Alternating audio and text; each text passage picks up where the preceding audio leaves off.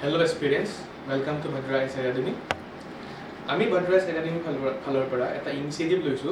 যে আমি আপোনালোকক APSC প্ৰিভিয়াছ ইয়াৰ যিমানবিলাক কোৱেশ্চন পেপাৰ আছে মেইনছৰ যিখিনি কোৱেশ্চন পেপাৰ আছে আমি সেইখিনি পেপাৰ কোৱেশ্চন বিলাকৰ আমি আপোনালোকক এনসাৰ্স আমি আপোনালোকক প্ৰভাইড কৰিম তো আমি আজি প্ৰথম ষ্টাৰ্ট কৰিম পলিটিৰ পৰা আৰু পলিটিৰ যিটো সেকশন হ'ব আমি তাত কি হ'ব আমি বেলেগ বেলেগ পাৰ্টত মানে একেদিনাখন গোটেইখিনি কোৱেশ্চনটো আমি কৰিবলৈ ডিফিকাল্ট হ'ব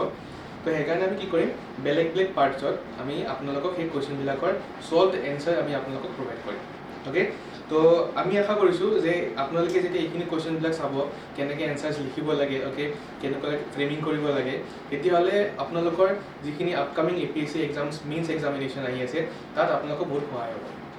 তো let's start with polity today okay তো যদি মই চাওঁ আজি আমাৰ ফাৰ্ষ্ট কুৱেশ্যনটো যদি মই চাওঁ এই কুৱেশ্যনটো 2018ত আহিছিলে কুৱেশ্যনটো কি কোৱা আছে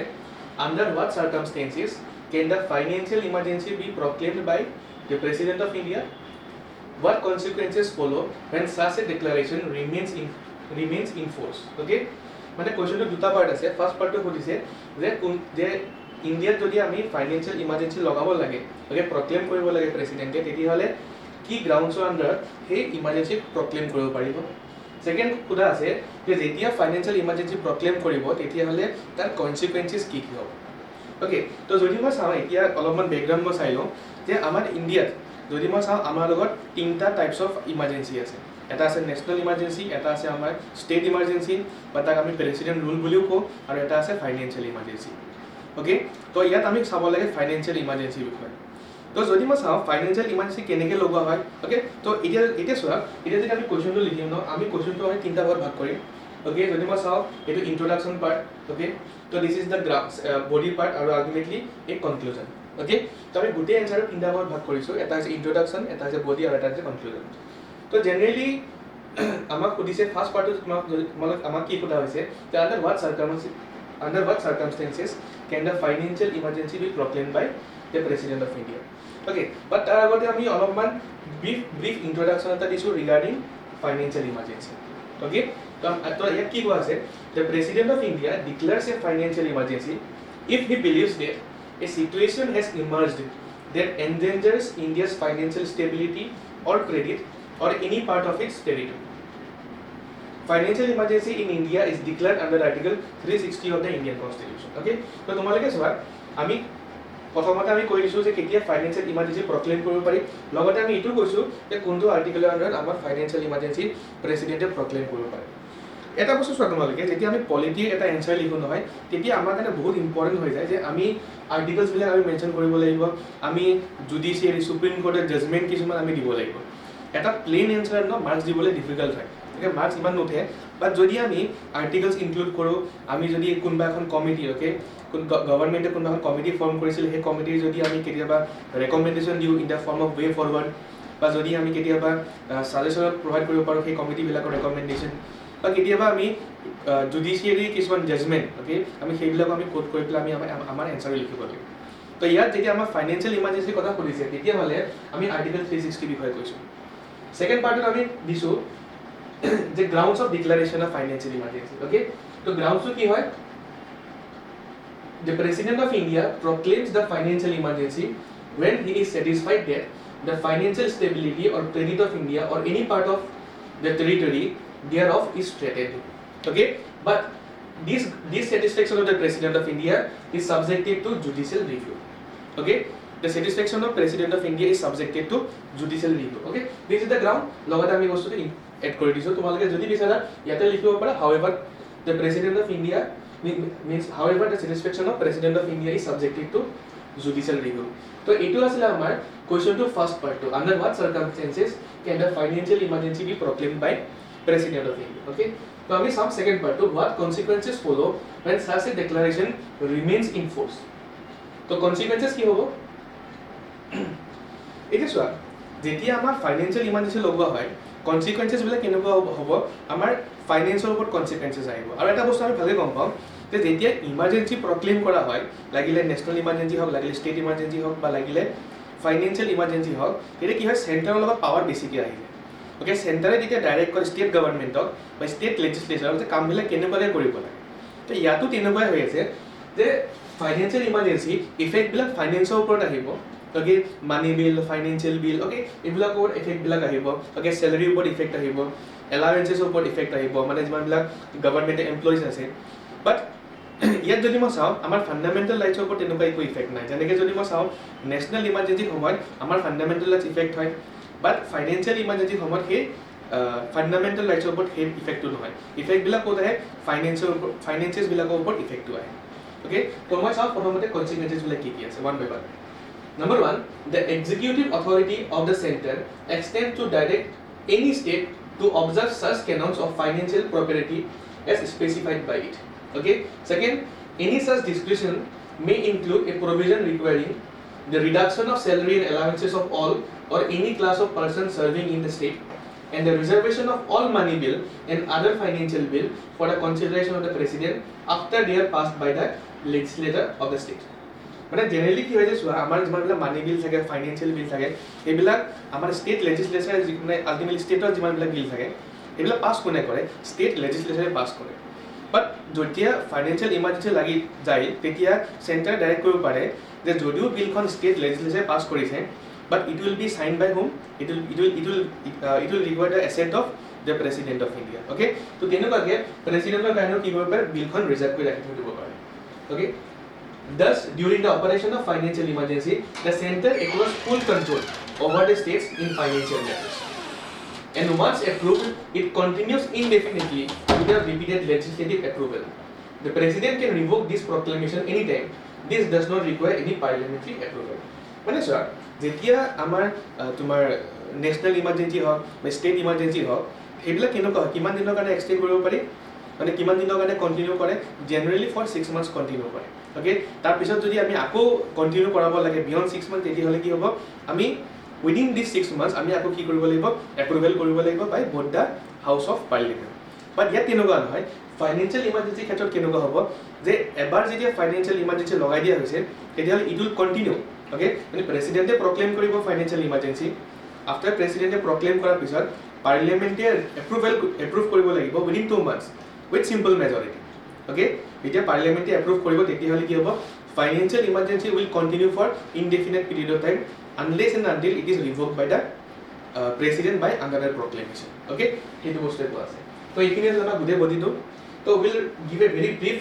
conclusion of this answer that কি কোৱা আছে Article 360 empowers the union government to take control over the state government on every financial matter dealt with by a state. The financial emergency has never been imposed in any part of the country, neither has Article 360 have been used till now. Okay? মানে ultimately যদি মই as a conclusion ক'বলৈ যাওঁ কি হ'ব যে article 360 আণ্ডাৰত যেতিয়া ফাইনেন্সিয়েল ইমাৰ্জেঞ্চি প্ৰক্লেইম কৰা হয় তেতিয়াহ'লে কি হয় গোটেই ইণ্ডিয়াত প্ৰথম কথা ফাইনেন্সিয়েল ইমাৰ্জেঞ্চি লাগি যায় আৰু কি হৈছে তেতিয়া চেণ্ট্ৰেল গভৰ্ণমেণ্টে আল্টিমেটলি ষ্টেট গভৰ্ণমেণ্টক ডাইৰেক্ট কৰিব in any financial matter of the state okay চেণ্ট্ৰেলৰ লগত সেই পাৱাৰটো আহি যায় যে যদি ইচ্ছা কৰে তেতিয়াহ'লে ষ্টেটৰ প্ৰত্যেকটো ফাইনেন্সিয়েল মেটাৰ চেণ্টাৰ তেতিয়া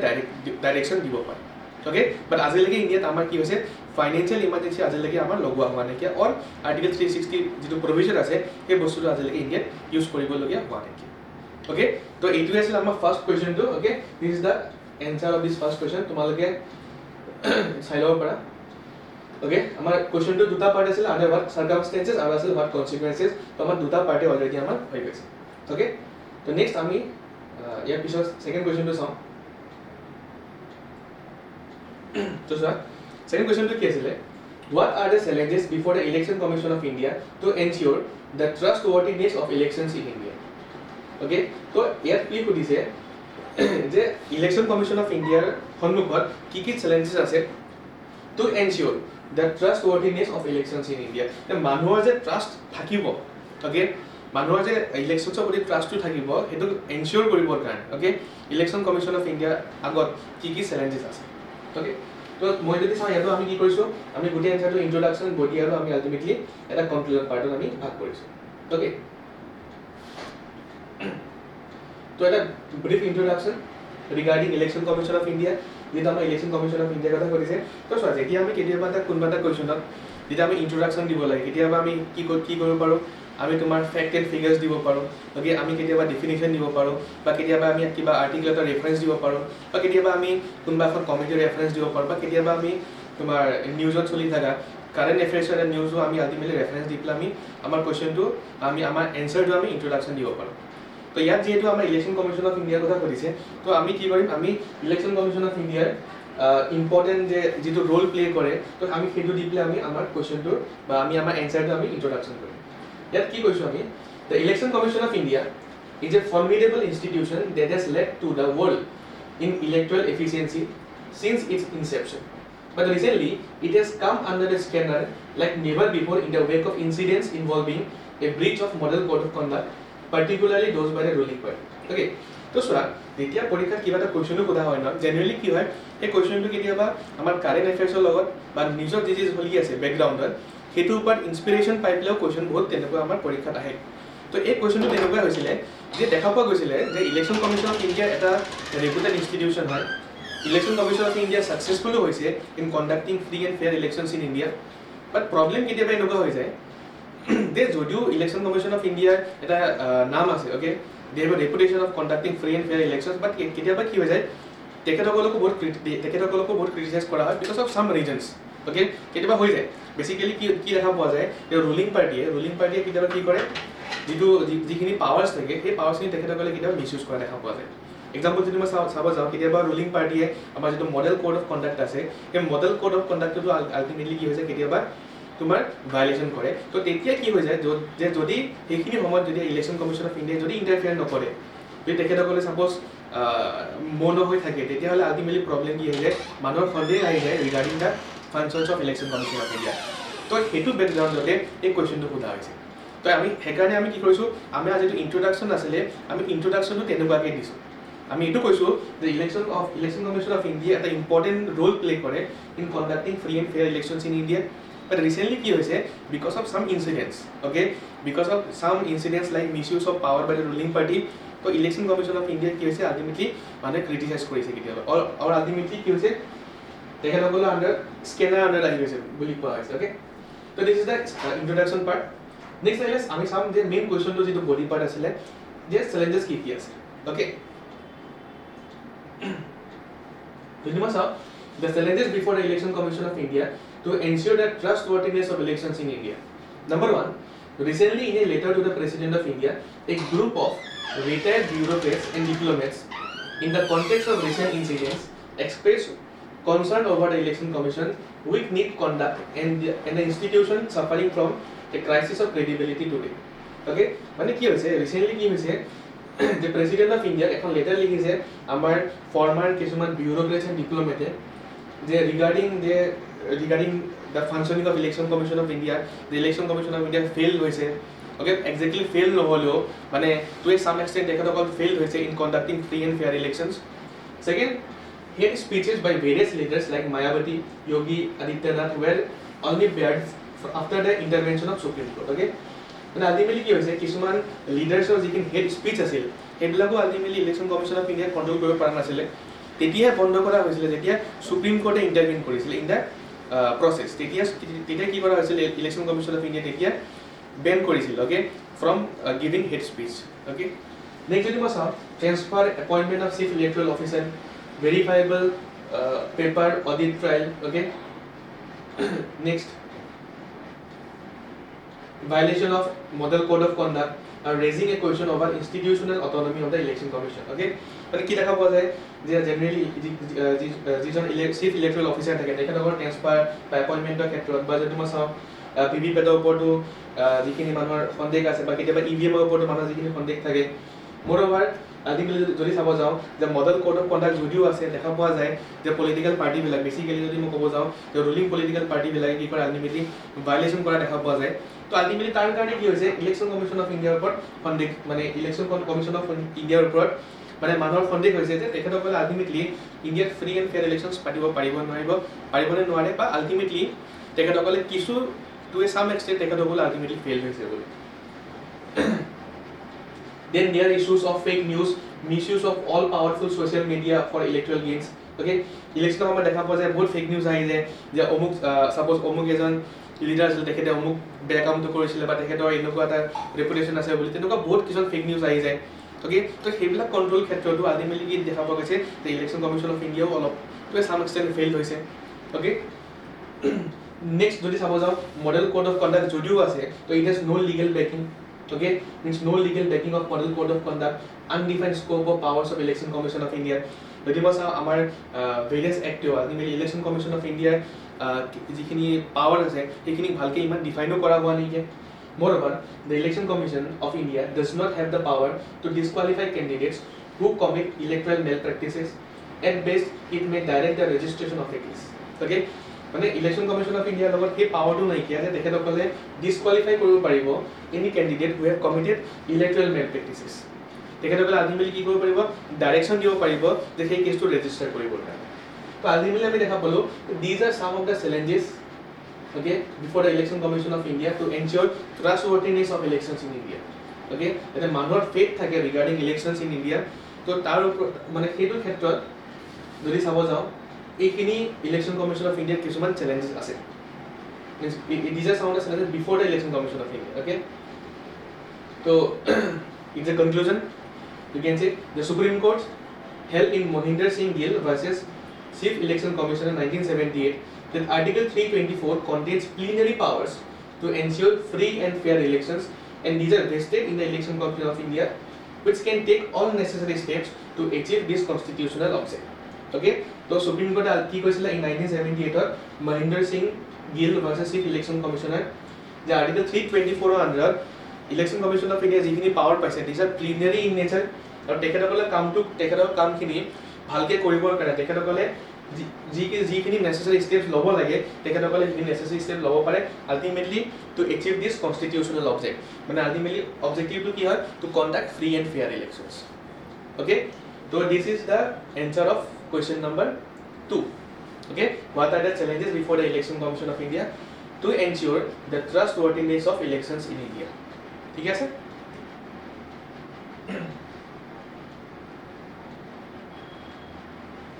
so next question to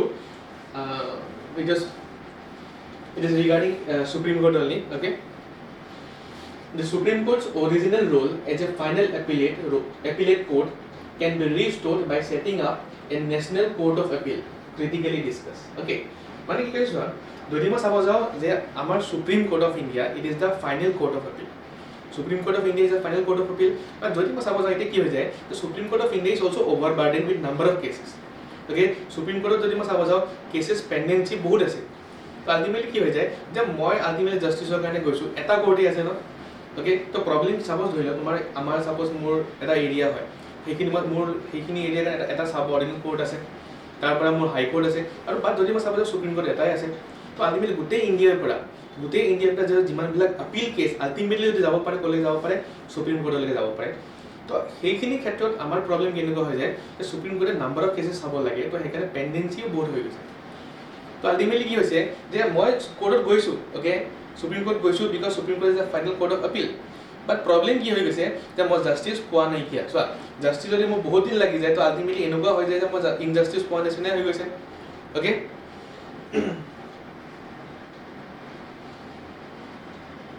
তো যদি মই চাব যাওঁ কুৱেশ্যনটো আমি কৰিছোঁ ইন্ট্ৰডাকশ্যন অ'কে বডি আৰু আমি ultimately the conclusion part okay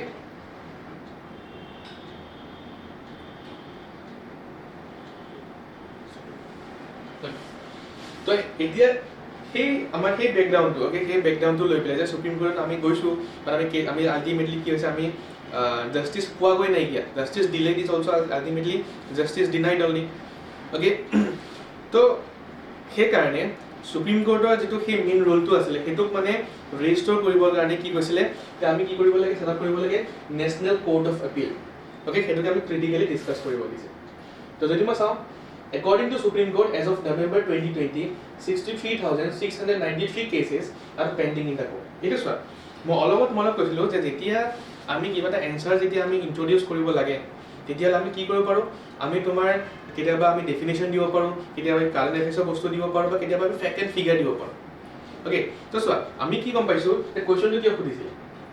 Supreme কোৰ্টৰ ওপৰত যিটো কুৱেশ্যন সোধা হৈছিলে যে কিয় এডভাইচ দিয়ে মানে এডভাইচ বা এটা চিন্তা চৰ্চা চলিছে যে national court of appeal set up কৰিবৰ কাৰণে কিয় চিন্তা চৰ্চা চলিছে বিকজ সুপ্ৰিম কোৰ্টত কেছেছ পেণ্ডিং বহুত আছে ন সেইটোৰ কাৰণে তো আমি যদি আমি দি দিব পাৰোঁ যে একজেক্টলি কিমান বা এৰাউণ্ড এটা ৰাফ ফিগাৰ যদি আমি দিব পাৰোঁ যে ইমানখিনি এমাউণ্ট অফ কেচেছ পেণ্ডিং আছে তো তেতিয়াহ'লে আমাৰ এনচাৰটো লিখিবলৈ অলপ বেছি ভাল হয় মানে যেতিয়া এক্সামিনাৰজনেও বুজি পাব যে মই গম পাওঁ যে বেকগ্ৰাউণ্ডত বা চাৰাউণ্ডিঙত কি চলি আছে অ'কে তো সেইকাৰণে আমি ইন্ট্ৰডাকশ্যন পাৰ্টটো তেনেকুৱাকৈ দিছোঁ যে আমি একজেক্টলি কৈছোঁ ইয়াতে যে সুপ্ৰিম কোৰ্টত কিমান নাম্বাৰ অফ কেচেছ পেণ্ডিং আছে তো according to supreme court as of November 2020 63,693 cases are pending in the court. In this light, many experts and even the Supreme Court in 1986 advocated the need to establish National Court of Appeal. It is suggested that the National Court of Appeal will be established in the 4 regional zones of the country and they should be placed in between the Supreme Court and High Courts in the hierarchy of the courts. Okay? So this is the introduction part. মানে আমি প্ৰথমতে ক'লো যে কিমান number of cases pending আছে supreme কোৰ্টত আৰু সেইকাৰণে কি হৈছে মেনি কিছুমান বহুত এক্সপাৰ্টছে সুপ্ৰিম কোৰ্টেও 1986 এডভাইচ দিছিলে যে আমি নেশ্যনেল কোৰ্ট অফ আপিল আমি এষ্টাব্লিছ কৰিব লাগে আৰু লগতে সেই নেশ্যনেল কোৰ্ট অফ আপিলৰ অ'কে হাইৰাৰ্কিত ক'ত আহিব যদি মই চাব যাওঁ আমাৰ একদম তলত কোন আছে ছাবঅৰ্ডিনেট কোৰ্টবিলাক আছে তাৰ ওপৰত হাই কোৰ্ট আছে তাৰ ওপৰত কি আছে সুপ্ৰিম কোৰ্ট আছে তো আমি কি কৰিছোঁ নেশ্যনেল কোৰ্ট অফ আপিল ক'ত আমি প্লেচ কৰাৰ কথা চিন্তা চৰ্চা কৰিছোঁ যে it will between supreme court and high court in between okay So ultimately it will help is the apex court's burden and help in return to its original role as a final appellate in the following ways. Okay, as a final appellate in the following ways. Number one, the proposed NCA, that is National Court of Appeal, will deal with civil, criminal, labor, and revenue matters in the region, thus freeing up the apex court's resources to take up larger issues of public law and constitutional issues. Okay, আমি গম পাওঁ Supreme Court is the final court of appeal তো এতিয়া যদি আমি national court of আপিল যদি আমি set up কৰোঁ তেতিয়াহ'লে বেনিফিট কি হ'ব যে এই যিটো propose national court of appeal আছে সেইটোৱে কি হ'লেও ডিল কৰিব with civil matters criminal and labour revenue matters in the reason ultimately কি হ'ব সুপ্ৰিম কোৰ্টৰ টাইম বাচি যাব সুপ্ৰিম কোৰ্টে যিমানবিলাক লাৰ্জাৰ পাব্লিক ইণ্টাৰেষ্টৰ কাৰণে যিমানবিলাক ইছ্যুজ থাকে বা যিমানবিলাক কনষ্টিটিউচনেল ইছ্যুজ থাকে সেইবিলাকৰ ওপৰত বেছিকৈ ফ'কাছ কৰিব পাৰিব second it will reduce the burden of appeal cases okay তো আল্টিমেটলি কি হ'ব আমি হাইকোৰ্টৰ পৰা আপিল কৰি আমি আল্টিমেটলি ক'ত গৈছোঁ সুপ্ৰিম কোৰ্টত গৈছোঁ তো এতিয়া কি হ'ব আমি হাইকোৰ্টৰ পৰা আপিল কৰি আমি ক'ত যাম নেশ্যনেল কোৰ্ট অফ আপিলত যাম তেতিয়াহ'লে কি হ'ব সুপ্ৰিম কোৰ্ট গৈ পেলাই যে আমি আপিল কৰোঁ যে আল্টিমেটলি কি হ'ব সেই বস্তুটো অ'কে সেই বাৰ্ডেনটো কি হ'ব কমি যাব okay next it will streamline the categories of cases and moreover it will improve accessibility okay আমি যদি ছাপ'জ মই অসমত আছোঁ তো মোৰ কাৰণে প্ৰব্লেম কি হ'ব সুপ্ৰিম কোৰ্ট যাবলৈ মোৰ বহুত দূৰ হৈ যায় বাট যিটো প্ৰপ'জ NCA আছিলে তাৰ 4টা ৰিজনেল বেঞ্চেছ থাকিব অ'কে 4টা ৰিজনেল বেঞ্চেছ থাকিব তো সেইকাৰণে কি হয় আমাৰ ইমান মানে মোৰ কাৰণে কি হ'ব সেই নেশ্যনেল কোৰ্ট অফ আপিল যদি মই চাব যাওঁ নেশ্যনেল কোৰ্ট অফ আপিলৰ 4 ৰিজনেল জ'নছ থাকিব তো will be establish in 4 regional zones তো তেতিয়া বেনিফিট কি হ'ব যে মোৰ কাৰণে অলপমান কোৰ্টক এক্সেছ কৰাটো মোৰ কাৰণে অলপমান ইজি হ'ব অ'কে তো সেইকাৰণে ইয়াত কৈছোঁ যে ইট উইল ইম্প্ৰুভ এক্সেচিবিলিটি বাট যদি মই চাওঁ এইখিনি বেনিফিট আছিলে বাট কিছুমান কি আছে অলপমান কনচাৰ্ণছো আছে কিছুমান ইছ্যুজ আছে অ'কে মই নকওঁ ডিমেৰিট বুলি নকওঁ অ'কে চব বস্তু আমি মেৰিট হিচাপে যদি আমি লিখোঁ প্ৰব্লেম হৈ যায় ডিমেৰিট নহয় কিছুমান ইছ্যুজ আছে কিছুমান চেলেঞ্জেছ আছে okay it is argued that setting up regional benches will dilute the constitutional superiority of the Supreme Court. তো আৰ্গিউ কি কৰা হৈছে যে যেতিয়া আমি ৰিজনেল বেঞ্চেছ আমি ছেট আপ কৰিম of national court of appeal তো তাত কি কৰা ভাবা হৈছে যে ultimately it will dilute the constitutional superiority of the Supreme Court okay Supreme কোৰ্টৰ যিটো কনষ্টিটিউচনেল যিটো সুপিৰিয়ৰ পজিশ্যন আমাৰ কনষ্টিটিউচনে প্ৰভাইড কৰিছে সেই বস্তুটো ডাইলুট হৈ যাব বুলি আৰ্গিউ কৰা হৈছে বা কিছুমানে ভাবিছে okay next it is also argued that NCA will also add an additional layer to the judicial hierarchy okay মানে কি হ'ব যদি আমি NCA সেট আপ কৰোঁ তেতিয়াহ'লে কি হ'ব আৰু এটা লেয়াৰ সোমাই যাব হাই কোৰ্ট NCA আৰু সুপ্ৰিম কোৰ্ট okay এটা নেক্সট লেয়াৰ আৰু এটা লেয়াৰ কি হ'ব it will enter into the hierarchy of the courts next the establishment of NCA would increase the burden of the exchequer and similarly the expenses and hardship of the litigants will also increase মানে চোৱা এনেকুৱা হ'ব ন suppose আমি NCA বনাই আছোঁ তো গভৰ্ণমেণ্টৰ পইচাটো বেছি খৰচ হ'ব ন কাৰণ চোৱা গভৰ্ণমেণ্টে সেইসকল ব্যক্তিক দৰমহা দিব লাগিব এটা ছাপ'জ বিল্ডিং বনাব লাগিব তো গভৰ্ণমেণ্টৰো পইচা বেছি যাব গৈ পেলাই আৰু কেতিয়াবা কি হ'ব লিটিগেণ্টসকলো আল্টিমেটলি কি হ'ব পইচা বেছি যাব এনেকুৱা হ'ব ন যে NCA পৰা মই আল্টিমেটলি আকৌ ছাপ'জ কিবা কাৰণে কিছুমান কেছত মই আকৌ সুপ্ৰিম কোৰ্ট যাবলগীয়া হৈছে বা সুপ্ৰিম কোৰ্ট মই গৈছোঁ তেতিয়াহ'লে কি হ'ব মোৰ কাৰণে আৰু প্ৰব্লেম হ'ব মোৰ কাৰণে আৰু কি হ'ব মোৰ পইচা আৰু বেছি যাব okay but nonetheless NCA is an idea that is worth due consideration and deliberation by both Supreme Court and the government of the day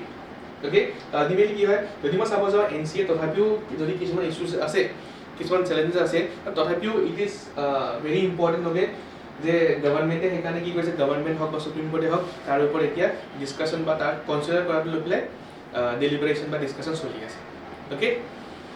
তো এইটো আছিলে আমাৰ এইটো কুৱেশ্যনৰ আমাৰ এনচাৰ নেক্সট আহিলে The Citizens Charter is an ideal instrument of organizational transparency and accountability, but it has its own limitations. Identify the limitations and suggest measures for greater effectiveness of the Citizen Charter. যদি মই চাই কোৱেশ্যনটো কেতিয়া আহিছিলে কোৱেশ্যনটো 2018 ত আহিছিলে okay তো কোৱেশ্যনটো লিখা আগতে মই অলপমান Citizen Charter বিষয়ে অলপমান মই বুজিব চেষ্টা কৰোঁ তো জেনেৰেলি যদি মই চোৱা তোমালোকে সাপোজ মই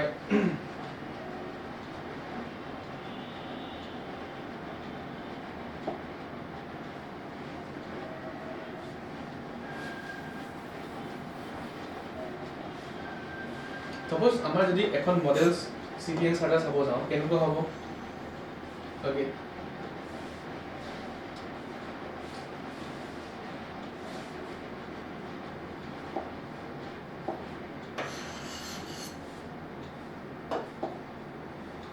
তাত তোমাৰ জেনেৰেলি মিশন ভিজন থাকিব ওকে এটা অৰ্গানাইজেশ্যনৰ মিশন ভিজন থাকিব লগতে যদি চাব যাওঁ কি কি সাৰ্ভিসেস দিব ওকে লগতে যদি মই চাব যাওঁ কি কি প্ৰাইচত দিব ওকে বা কিমান টাইমত দিব আৰু লগতে যদি মই চাব যাওঁ যে তোমাৰ কি কি ষ্টেণ্ডাৰ্ডত দিব বা কি কেনেকুৱা কোৱালিটি হ'ব ওকে মোৰভাৰ থাকিব গ্ৰিভান্স ৰিড্ৰেছাল মেকানিজম থাকিব আৰু লগতে কি থাকিব তোমাৰ আমাৰ কি বুলি কয় expectation minimum expectation from the citizens okay তো এইকেইটা বস্তু ইনক্লুড থাকিব ইন দ্য Citizen Charter তো যদি মই চাব যাওঁ এটা Citizen Charter মানে কি মই বস্তুটো অলপমান বুজিলোঁ এতিয়া Citizen Charter মানে কি হয় যে এটা অৰ্গানাইজেশ্যন আছে ওকে সেই অৰ্গানাইজেশ্যনটোৱে প্ৰথমতে প্ৰমিছ কৰিব ওকে তেখেতসকলে প্ৰমিছ কৰিব যে আমি এইখিনি সাৰ্ভিসেস দিম ওকে বা তাৰ মতে আমাৰ এইটো আমাৰ ভিজন এইটো হয় আমাৰ মিশন এইটো হয় ওকে আমি এইখিনি সাৰ্ভিসেস দিম আমি ইমান এইখিনি সাৰ্ভিসেসৰ কাৰণে আমি ইমানখিনি টকা চাৰ্জ কৰিম বা আমি ইমানখিনি টাইমত আমি এইখিনি বস্তু দিম আৰু লগতে এইটো ক'ব যে কেনেকুৱা কোৱালিটিৰ কেনেকুৱা ষ্টেণ্ডাৰ্ডৰ বস্তুখিনি দিব ওকে তো এই গোটেইখিনি বস্তু ক'ত লিখা থাকিব Citizen Charter লিখা থাকিব মানে আমাক গভৰ্ণমেণ্টে ক'ব গভৰ্ণমেণ্টৰ এটা ডিপাৰ্টমেণ্টে ক'ব বা অৰ্গানাইজেশ্যনটোৱে ক'ব যে এক্সেক্টলি আমাক এজ এ চিটিজেন আমাক কি প্ৰভাইড কৰিব কি সাৰ্ভিসেস তো যদি মই চাব যাওঁ যে গভৰ্ণমেণ্টে যদি প্ৰমিছ কৰি আছে যে আমাক এইখিনি সাৰ্ভিসেস প্ৰভাইড কৰিম বুলি তো ইট বিকাম আৱাৰ ৰাইটছ তো দিজ আৰ তো যদি ক'ব যাওঁ দিজ আৰ তো আৱাৰ entitlements all ক'ব গ'লে Citizen Charter is a public statement given by the government যে what are our rights বুজি পাইছানে গভৰ্ণমেণ্টে এটা পাব্লিক ষ্টেটমেণ্ট দি পেলাই ক'ব যে আমি এইখিনি সাৰ্ভিসেস দিম তাৰ কাৰণে আমি ইমান টকা চাৰ্জ কৰিম ইমানখিনি সময়ত আমি বস্তু ডেলিভাৰী কৰিম বা এনেকুৱা কোৱালিটিৰ সাৰ্ভিসেস দিম তো এক্সাম্পল মই ল'লোঁ যে গভৰ্ণমেণ্টে সাপোজ ইলেক্ট্ৰিচিটি দি আছে গভৰ্ণমেণ্টে ক'ব যে ইলেক্ট্ৰিচিটিৰ কাৰণে গভৰ্ণমেণ্টে কিমান টকা চাৰ্জ কৰিব ওকে গভৰ্ণমেণ্টে কিমান কেনেকুৱাকৈ দিব কেনেকুৱা কোৱালিটিৰ আমাক সাৰ্ভিসেস প্ৰভাইড কৰিব তো গোটেইখিনি বস্তু ক'ত লিখা থাকিব Citizen Charter লিখা থাকিব ওকে তো সেইটোৰ ওপৰত আমাৰ কুৱেশ্যনটো আছে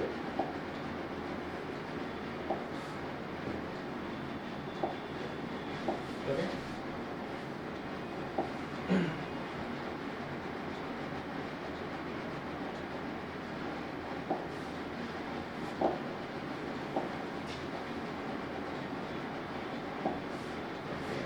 তোমার আপনার কোশ্চেন উলিয়াই নাও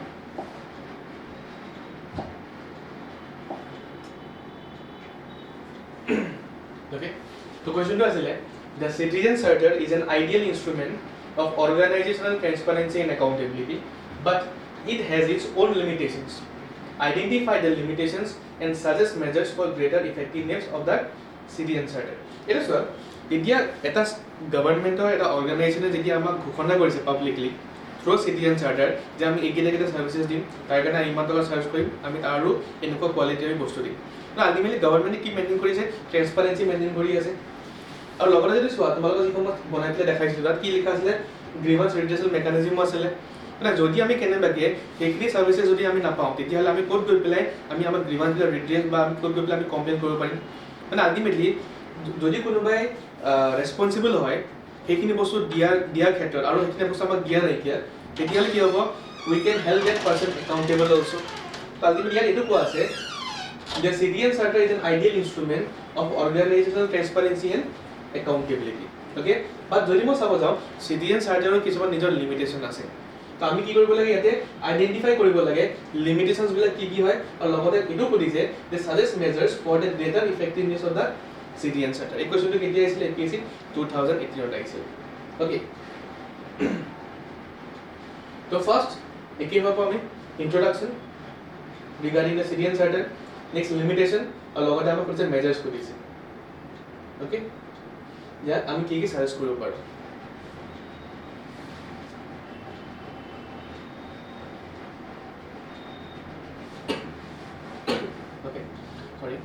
That's one. First definition,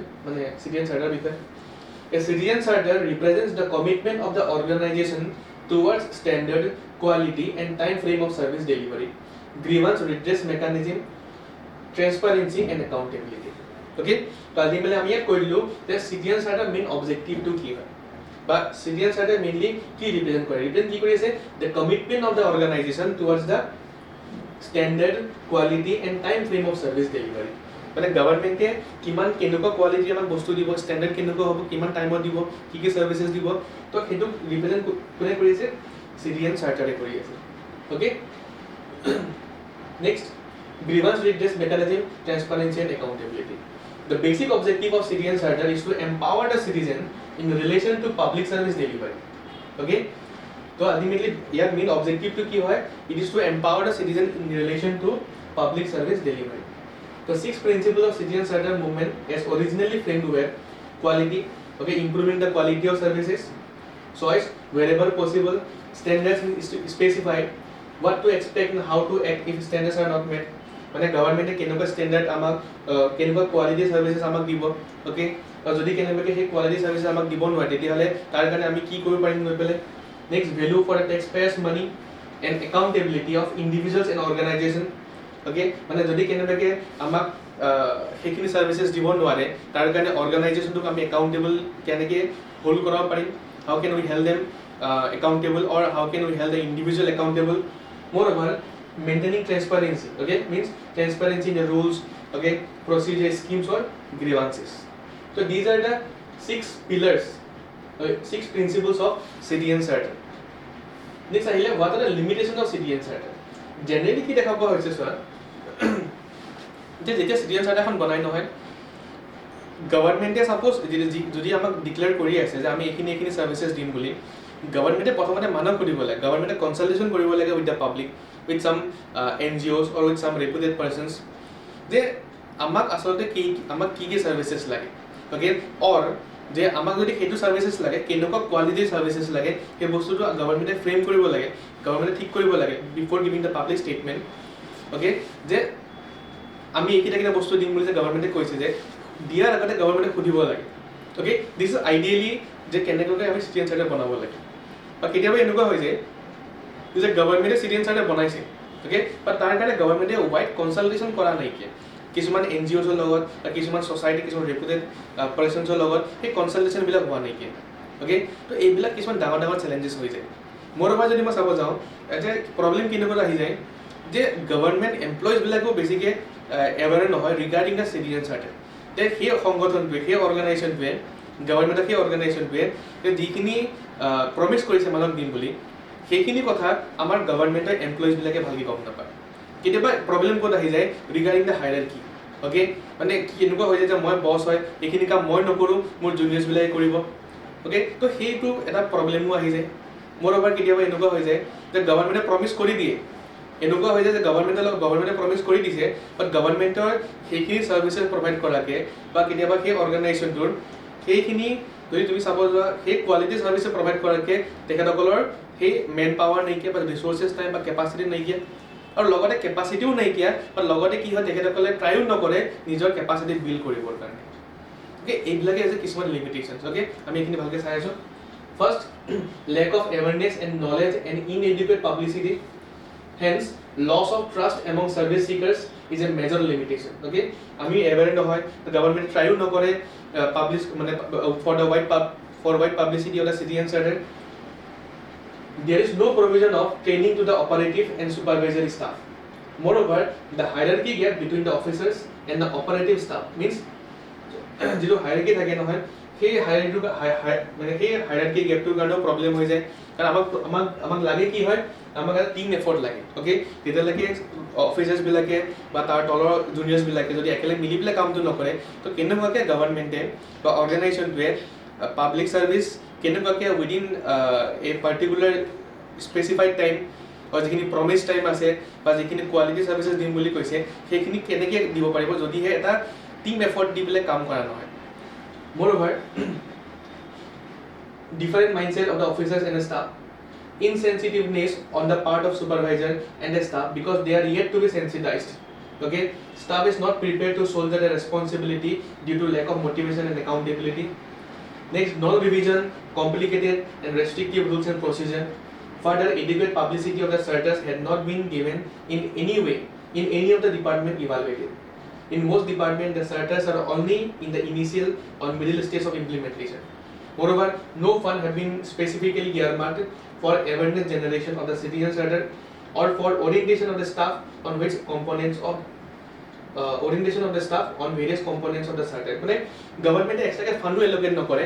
যে আমি এখন চিটিজেন চাৰ্টাৰ বিষয়ে যে আমি যি পাব্লিক ষ্টেটমেণ্ট দিছোঁ, গতিকে সেই পাব্লিক ষ্টেটমেণ্টটো মানুহক এৱেৰ কৰাটো যে মইতো গম পাব লাগিব, যদি মই গমেই নাপাওঁ যে গভৰ্ণমেণ্টে মোক এইখিনি প্ৰমিছ কৰি আছে বুলি বা এই সংগঠনটোৱে এই অৰ্গেনাইজেশ্যনটোৱে মোক যদি মোক নকয় যে আমি এইখিনি প্ৰমিছ কৰি আছোঁ বুলি, কাৰণ চোৱা পাব্লিচিটি যদি নহয় তো আমি গম নাপাম, তো মই গম নাপাম মোৰ কি ৰাইটছ হয়, মই কি ছাৰ্ভিচ পাব লাগে বা মই কেনেকুৱা কোৱালিটি ছাৰ্ভিচ পাব লাগে। তো আল্টিমেটলি যদি চাব যাওঁ, সেইকাৰণে কি হৈছে যদি ভালকৈ চাওঁ RTI, okay, right to information, আৰু যদি মই চাওঁ তোমাৰ চিটিজেন চাৰ্টাৰ যিটো জাৰ্ণি আৰম্ভ হৈছিল নহয় প্ৰায় সমান সময়তে আৰম্ভ হৈছিলে। 2005ত RTI আহিছে, 2006ত আমাৰ চিটিজেন চাৰ্টাৰ আহিছে। অ'কে, বাট যদি মই চাব যাওঁ RTI ছাকচেছফুল হৈছে, অ'কে, আৰু চিটিজেন চাৰ্টাৰ ইমান ছাকচেছফুল হ'ব পৰা নাইকিয়া। তাৰ এটা ডাঙৰ ৰিজনো হয় যে চিটিজেন চাৰ্টাৰ কোনো লিগেল বেকিং নাইকিয়া। RTI এজ এ ল' পাছ কৰা হৈছে, এটা লিগেল বেকিঙো আছে। তো তাৰ কাৰণেও কি হৈছে যে RTI ছাকচেছফুল হৈছে, চিটিজেন চাৰ্টাৰ ছাকচেছফুল হোৱা নাই। বাট যদি চাব যাওঁ একেলগে জাৰ্ণি আৰম্ভ কৰিছিলে প্ৰায় 2005ত RTI, 2006ত চিটিজেন চাৰ্টাৰ, বাট চিটিজেন চাৰ্টাৰ ইমান ছাকচেছফুল হ'ব পৰা নাই। তাৰে ওৱান অফ দ্য লিমিটেশ্যন এইটো হয় যে কোনো তোমাৰ লিগেল বেকিং নাইকিয়া, বাট RTI লিগেল বেকিং আছে, ৰাইট টু ইনফৰমেশ্যন এক্ট আছে। অ'কে, তো এইখিনি আছিলে আমাৰ কিছুমান লিমিটেশ্যনছ। বাট মই এতিয়া চাওঁ যে আমি কি কি মেজাৰ্ছ ল'ব পাৰোঁ ইয়াৰ ইফেক্টিভনেছটো বঢ়াবৰ কাৰণে। অ'কে, কাৰণ যদি মই চাওঁ কুৱেশ্যনটো ছেকেণ্ড পাৰ্টটো আমাক সেইটোৱে সুধিছিলে, suggest measures for the greater effectiveness of the citizen charter.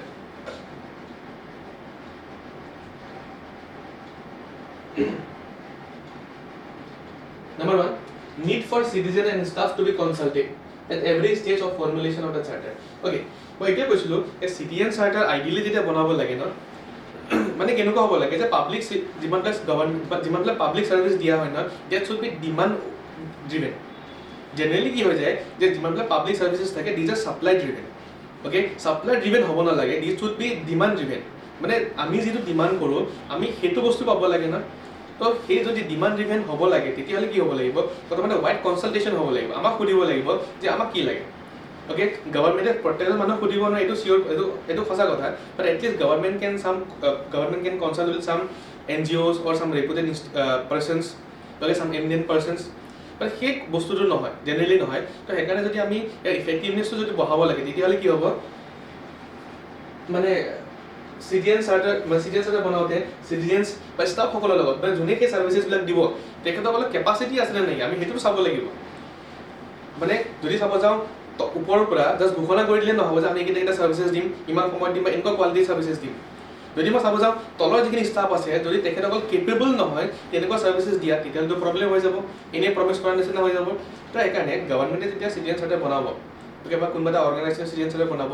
Citizens লগতে ষ্টাফসকলৰ লগতো কনচালটেশ্যন কৰিব লাগে, তাৰপিছত ফৰ্মুলেট কৰিব লাগে what should be the services, what should the time and what should be the quality and what should be the price also. Okay, second, orientation of the staff about the salient features and goals or objectives of the charter, vision and mission statement of the department, skills such as team building, problem solving, handling of grievances and communication skill.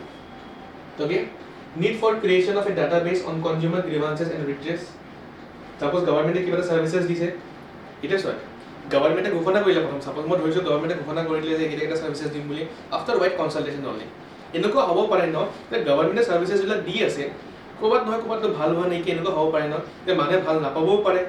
Okay যেনেকৈ দি আছে এনেকুৱা হ'ব পাৰে যদি consultation কৰিছে তথাপিও হ'ব পাৰে যে মানুহে তথাপিও ভাল পোৱা নাই কি ওকে তো তেতিয়াহ'লে মেকানিজম কি আছে আমাৰ সিটিজেন চাৰ্টাৰত এইটো কোৱা আছে যে তোমালোকে অমুক জেগাত গৈ পেলাই ইউ কেন ফাইল এ কমপ্লেইন ওকে অৰ এটা সেল থাকিব যে তোমালোকে নিজৰ গ্ৰিভান্সেছ বিলাক ৰিড্ৰেছ কৰিব পাৰিবা গৈ পেলাই তাৰ এটা আমি কি কৰিব লাগে আমি এটা ফাইল বনাব লাগে এটা ডাটাবেছ বনাব লাগে কাৰণ সেই ডাটাবেছটো আমাক সহায় কৰিব in future development or future improvement of the citizen charter আমি গম পাম ন যে মানুহে আসলে কি বিচাৰি আছে আমি সাৰ্ভিসেছটো দি আছো বাট মানুহে বস্তুটো ভাল পোৱা নাই কিয় ভাল পোৱা নাই এই বস্তুটো গম পাম ফ্ৰম দ্য ডাটাবেছ তো সেই ডাটাবেছটো ইউজ কৰি পেলাই আমি কি কৰিব পাৰিম আমি আলটিমেটলি ইম্প্ৰুভমেণ্ট কৰিব পাৰিম in the services okay next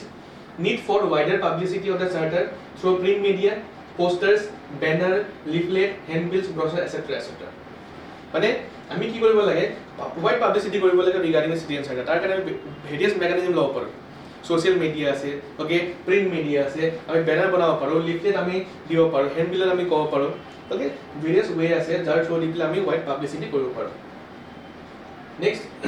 year marking of specific budget for awareness generation and orientation of staff মানে staff বিলাকৰ capacity build কৰা লগতে awareness generationৰ কাৰণে আমি extra budget ৰাখিব লাগে for that purpose only moreover the application of best practices in the field okay so these are some of the measures for the to increase the effectiveness of the citizen charter okay ঠিক আছে তো আজিৰ কাৰণে আমাৰ last কোৱেশ্চনটো হৈছে why did India establish tribunals how successful have they been in meeting the objectives okay মানে ইয়াক কৈছে যে ইন্ডিয়া কি আসলতে ট্ৰিবিউনালস বিলাক সেট আপ কৰিছিল ওকে ট্ৰিবিউনালস মানে হৈছে কিছুমান কোয়াসিছ জুডিশিয়াল বডি কাৰণ চোৱা আমাৰ নৰ্মেল কোড বিলাক আছে নৰ্মেল কোডত মই যিকোনো এটা কেছ লৈ পেলাই যাব পাৰোঁ যদি মই চাব যাওঁ ট্ৰিবিউনালস বিলাকক মই সব কেছ লৈ যাব নোৱাৰোঁ যিটো কামৰ কাৰণে ট্ৰিবিউনালসটো বনোৱা হৈছে সেই ৰিলেটেড কেছ বিলাকে মই ক'ত লৈ যাব পাৰিম সেই স্পেচিফিক ট্ৰিবিউনালটো মই লৈ যাব পাৰিম তো ইয়াত কোৱেশ্চনটো সোধা হৈছে যে আসলতে ইণ্ডিয়াই কিয় ট্ৰিবিউনাল সেট আপ কৰিছিলে আৰু কিমান সাকসেসফুল হৈছে সেই অবজেক্টিভটো ফুলফিলমেন্টৰ ক্ষেত্ৰত ওকে তো মই চাওঁ tribunals are the quasi judicial bodies established by an act of parliament or state legislature under article 323A or 323B to adjudicate disputes related to specified matters that are brought before it. Their jurisdiction is decided according to the statute establishing them. For example, the Central Administrative Tribunal exercises jurisdiction in relation to the services matters or the parties covered by Administrative Tribunal Act 1985. Okay, মানে যদি চাওঁ is a brief introduction আমি এটো কলো যে ট্রিবিউনালটো হয় কি কোনটো এক্ট কোনটো আৰ্টিকেলৰ আন্ডাৰ এস্টাবলিশ কৰা হৈছে পাৰ্লিয়ামেন্টে সাপোজ পাৰ্লিয়ামেন্টে এস্টাবলিশ কৰিব আন্ডাৰ আৰ্টিকেল 323A আৰু স্টেট লেজিসলেচাৰ এস্টাবলিশ কৰিব under article 323B okay to adjudicate disputes related to specified matters মানে যোনটো ল আন্ডাৰ ট্ৰিবিউনালটো বনোৱা হৈছে সেই লটোত কোৱা থাকিব যে তেখেতসকলে এক্স্যাক্টলি কোনটো কাম কৰিব okay so ultimately this is the brief introduction tar karone moi example di disu the Central Administrative Tribunal e kunkhini kam koribo etu is our introduction part okay so er kodise why did India establish tribunal mane moi kobo laibo objectives of establishing tribunal to ekane moi koisu objective behind the creation of tribunals first number ki hoy speedy justice and cost effectiveness the law courts with their elaborate legal procedures were deemed less efficient in rendering speedy and affordable justice to the parties concerned. Tribunals follow the principle of natural justice and thus expected to overcome the issue of delays and backlogs in the administration of justice. Right, sir? যেতিয়া আমি ট্ৰিবিউনাল এটা বনাম example চোৱা আমাৰ লগত foreigners ট্ৰিবিউনাল আছে আমাৰ লগত নেশ্যনেল গ্ৰীণ ট্ৰিবিউনাল আছে ওকে তাৰ বাহিৰেও আমাৰ লগত চেণ্ট্ৰেল এডমিনিষ্ট্ৰেটিভ ট্ৰিবিউনাল আছে আৰু বহুত বেলেগ বেলেগ ট্ৰিবিউনাল আছে তো এতিয়া চোৱা জেনেৰেলি যদি সেইবিলাক সাপোজ মোক কিবা এটা সাপোজ হলে এনেকুৱা আছিলে সব ফৰেনাৰ্ছ কিবা এটা ইস্যু আছিলে সেই কেছটো লৈ পেলাই মই ক'ত গ'লো হয় মই গ'লো হয় নৰ্মেল কোৰ্টত গ'লো হয় যদি মই নৰ্মেল কোৰ্টত গ'লো হয় মোৰ প্ৰব্লেম কি হৈ গ'ল হয় যে কোৰ্টৰ মোৰ প্ৰব্লেম নহয় কোৰ্টৰ প্ৰব্লেম কি হ'ব আৰু বাঢ়ি বাঢ়ি গৈ থাকিব বাট এতিয়া সেই কেছটো মই কোৰ্টত নগৈ পেলাই মই ক'ত যাম এতিয়া ফৰেনাৰ্ছ ট্ৰিব্যুনেললৈকে যাম মই এতিয়া তো আল্টিমেটলি কি হ'ব যে জাষ্টিচ মোক ইজিলি দিব পাৰিব ন জাষ্টিচ ডেলিভাৰী ক্ষেত্ৰত মানে অলপ স্পীডি হৈ যাব কাৰণ চোৱা নৰ্মেল কোৰ্টত অলৰেডি বহুত কেছেছ পেণ্ডিং হৈ আছে অ'কে তো যদি ময়ো কেছটো লৈ পেলাই যাওঁ মোৰ কেছটো কি হ'ব ডিলে হৈ গৈ থাকিব ন অ'কে আৰু জাষ্টিচ ডিলে দি জাষ্টিচ আল্টিমেটলি ডিনাইড হ'ল তো যদি এতিয়া ট্ৰিব্যুনেল লৈ মই কেছটো লৈ পেলাই গৈছোঁ মোৰ কাৰণে বেনিফিট হ'ব ন কাৰণ ট্ৰিব্যুনেলটো অকল সেইবিলাক কেছ চাইছে চব কেছ চোৱা নাইকিয়া যিকোনো কেছ চোৱা নাইকিয়া যিটো কামৰ কাৰণে বনাইছে সেই কামৰ সেইখিনি কেছেছে চাই আছে তো এতিয়া কি হ'ব মোৰ কাৰণে ইজি হ'ব সোনকালে মই কি পাম জাষ্টিচ পাম অ'কে আৰু বেনিফিট কি হৈছে চোৱা যে ট্ৰিব্যুনেলবিলাকে কি ফ'ল' কৰে নৰ্মেল প্ৰচিডিউৰ ল'বিলাক ফ'ল' নকৰে they follow' what principle of natural justice আমি গম পাওঁ প্ৰিন্সিপল অফ নেচাৰেল জাষ্টিচৰ 3টা প্ৰিন্সিপল আছে ন তো সেই 3টা প্ৰিন্সিপল ইয়াত ফ'ল' কৰা হয় তো কি হ'ব যিমান সোনকালে মই জাষ্টিচ পাম সিমান মোৰ এক্সপেঞ্চেছো কমিব ন তো সেইকাৰণে কি কোৱা হৈছে স্পীডি জাষ্টিচ এণ্ড কষ্ট ইফেক্টিভনেছ মোৰ হয় domain knowledge okay particularly in the technical cases it was felt that the nature of the statutes required adjudicatory forums comprising of persons having expert knowledge of the working of this law okay মানে so কেতিয়াবা আমাক কিছুমান এৰিয়াত কাম কৰিবলৈ আমাক কিছুমান expert লাগে তো কেতিয়াবা কি কৰা হয় সেই যিটো ল থাকে না ট্ৰিব্যুনেলৰ যিটো ল থাকে সেইটো আন্ডাৰতে সেই পাৰ্চনবিলাকক ইনক্লুড কৰা হয় ওকে তো these are the objective of creation of tribunal but মোক সেকেন্ড পাৰ্টে মোক সুধিছিলে ন how successful have they been in meeting the objectives তো মই চাম এতিয়া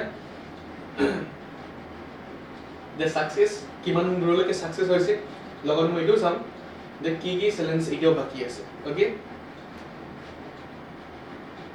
ফার্স্ট মই কি দেখা পাইছো যে কুইক রেজলিউশন হৈছে এতিয়া